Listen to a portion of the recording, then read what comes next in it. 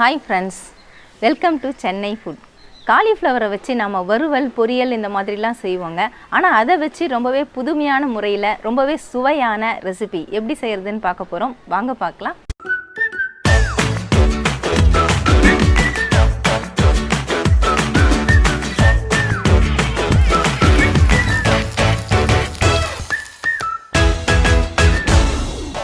ஒரு சின்ன காலிஃப்ளவரை நான் இந்த மாதிரி சின்னதாக கட் பண்ணியிருக்கேங்க. மொத்தமாக இருக்கிற மாதிரி நீங்கள் கட் பண்ணி எடுத்துக்கலாம்.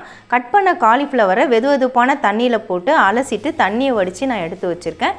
இதை நாம் இந்த மாதிரி கிரேட்டரில் துருவி எடுக்க போகிறோம். காலிஃப்ளவரில் மேலே இருக்கக்கூடிய அந்த பூ பகுதியை மட்டும்தான் நாம் துருவ போகிறோம். காம்பு பகுதியை துருவக்கூடாது.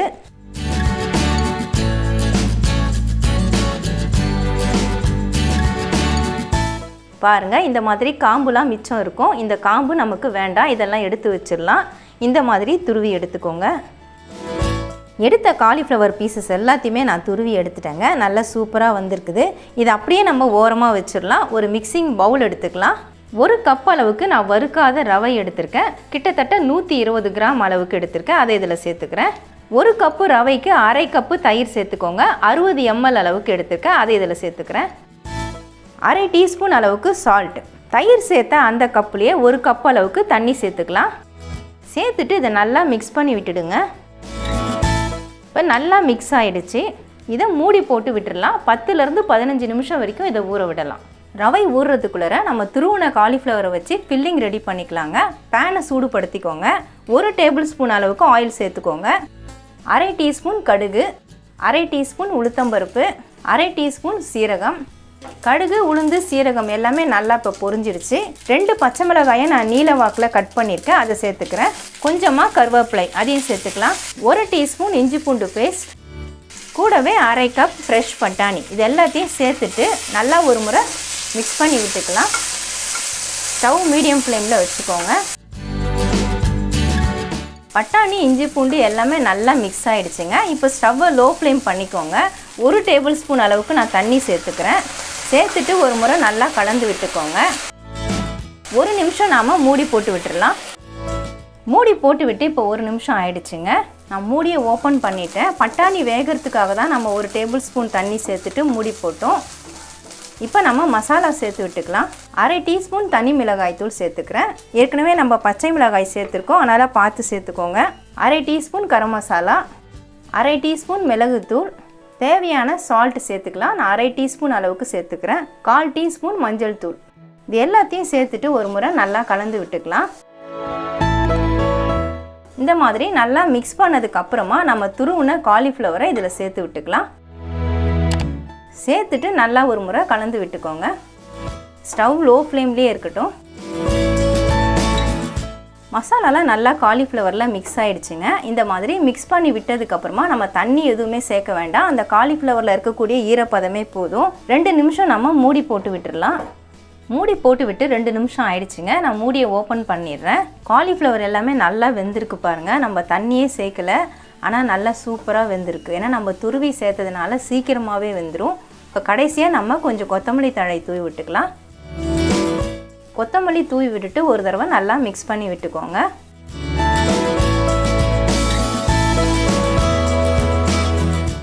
நல்லாவே மிக்ஸ் ஆகிடுச்சு. நான் ஸ்டவ் ஆஃப் பண்ணிடுறேன். பேனை கீழே இறக்கிக்கலாம். ரவையை மிக்ஸ் பண்ணி வச்சு 10 நிமிஷம் ஆயிடுச்சுங்க. இப்போ நல்லாவே ஊறிட்டுருக்கோம் பாருங்கள். இப்போ நல்லா திக்காகிட்டுருக்குது. நம்ம ஊற்றின அந்த தண்ணி எல்லாமே உறிஞ்சிடுச்சு. இப்போ கொஞ்சமாக நம்ம சமையல் சோடா சேர்த்துக்கலாம். ஆப்ப சோடா தாங்க நான் சேர்க்குறேன். 1/4 டீஸ்பூன் அளவுக்கு சேர்த்துக்கோங்க. கையில் சேர்க்குறதா இருந்தால் 2 சிட்டிகை சேர்த்துக்கோங்க. இப்போ ரொம்ப திக்காக இருக்கிறதுனால நான் கொஞ்சமாக தண்ணி சேர்த்துக்கிறேன். ரொம்ப தண்ணியாகவும் ஆகிடக்கூடாது. தோசை மாவு பதத்துக்கு நமக்கு ரெடி ஆகணும். இந்த கன்சிஸ்டன்சி இருக்கா மாதிரி பார்த்துக்கோங்க. ரொம்ப தண்ணியாகவும் வேண்டாம், ரொம்ப திக்காகவும் வேண்டாம். இந்த மாதிரி இருக்கணும். அவ்வளவுதாங்க, நமக்கு பேட்டர் ரெடி ஆகிடுச்சு. பேனை சூடுபடுத்திக்கோங்க. நீங்கள் தவா கூட யூஸ் பண்ணிக்கலாம். அரை டீஸ்பூன் அளவுக்கு எண்ணெய் சேர்த்துக்கோங்க. நாம் ரெடி பண்ணி வச்ச இந்த ரவா மாவு அதை நம்ம இதில் சேர்த்துக்க போகிறோம். நான் சின்ன குழிக்கரண்டி தான் எடுத்திருக்கேன். அதில் ஒரு குழிக்கரண்டி நான் எடுத்து சேர்த்துக்கிறேன். கொஞ்சம் பெருசாக வேணும்னா நீங்கள் 2 குழிக்கரண்டியும் சேர்த்துக்கலாம். இது ரொம்ப அகலப்படுத்த வேண்டாம். நாம் ரெடி பண்ண இந்த ஃபில்லிங் காலிஃப்ளவர் பட்டாணி ஃபில்லிங்கை இதில் நம்ம பரப்பி விடணும். ஸ்டவ் லோ ஃப்ளேமில் வச்சுட்டு செய்யுங்க, இல்லைன்னா கருகிடும். மெலிசாக வரா மாதிரி பரப்புனாலே போதும்.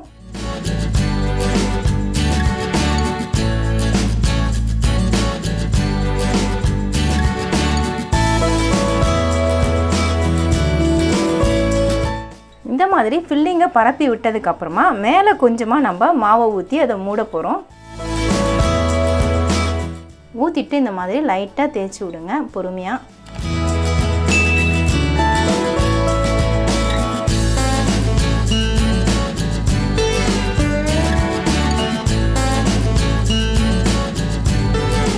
அவ்வளவுதாங்க, ஃபில்லிங்கெல்லாம் மறையிற அளவுக்கு நம்ம மாவை சேர்த்து விட்டுட்டோம். இப்போ சுற்றிலும் கொஞ்சம் எண்ணெய் சேர்த்து விட்டுக்கலாம்.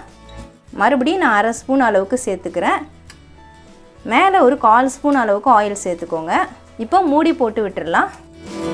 1 நிமிஷம் அப்படியே விட்டுடுங்க லோ ஃப்ளேமில் வச்சுட்டு.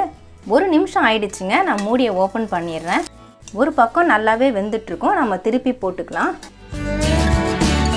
இந்த மாதிரி திருப்பி போட்டுட்டு லைட்டாக ஒரு ப்ரெஸ்ஸிங் அப்படி கொடுத்து விட்டுடுங்க. மறுபடியும் நம்ம மூடி போட்டுடலாம். ஒரு 10லேருந்து 15 செகண்ட் விட்டால் போதும். மூடி போட்டு விட்டு ஒரு 15 செகண்ட் ஆயிருக்குங்க. மூடியை ஓப்பன் பண்ணிவிட்டு திருப்பி பாருங்கள் நல்லா வெந்துருச்சான்னு. இந்த அளவுக்கு வெந்தால் போதும் அப்படின்னு நினச்சிங்கன்னா நீங்கள் எடுத்துடலாம். இன்னும் கொஞ்சம் கலர் வரணும் அப்படின்னு நினச்சிங்கன்னா இன்னும் ஒரு 10 செகண்ட் நீங்கள் மூடி போட்டு விட்டுக்கலாம்.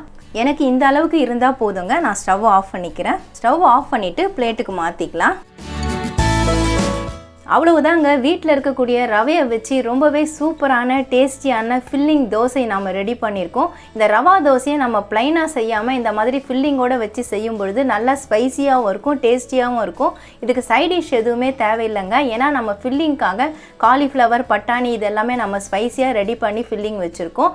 இது இப்படியே சாப்பிட்லாம், அந்தளவுக்கு டேஸ்ட் அருமையாக இருக்கும். கண்டிப்பாக நீங்களும் ட்ரை பண்ணி பாருங்கள். காலிஃப்ளவரை பயன்படுத்தி ரொம்பவே புதுமையான முறையில் டின்னர் அண்ட் பிரேக்ஃபாஸ்ட் ரெசிபி எப்படி செய்யறதுன்னு வீடியோவில் பார்த்துருப்பீங்க. இந்த மாதிரி செஞ்சு கொடுத்தா எல்லாருமே விரும்பி சாப்பிடுவாங்க. காலிஃப்ளவர் பிடிக்காதவங்க கூட விரும்பி சாப்பிடுவாங்க. கண்டிப்பாக ட்ரை பண்ணி பாருங்கள். உங்களுக்கு இந்த வீடியோ பிடிச்சிருந்தா லைக் பண்ணுங்கள், ஷேர் பண்ணுங்கள், சப்ஸ்கிரைப் பண்ணுங்கள். பக்கத்தில் இருக்க பெல் ஐக்கானை கிளிக் பண்ணிக்கோங்க. அதில் ஆல் ஒரு ஆப்ஷன் காட்டும், அதையும் கிளிக் பண்ணிக்கோங்க. நன்றி, வணக்கம்.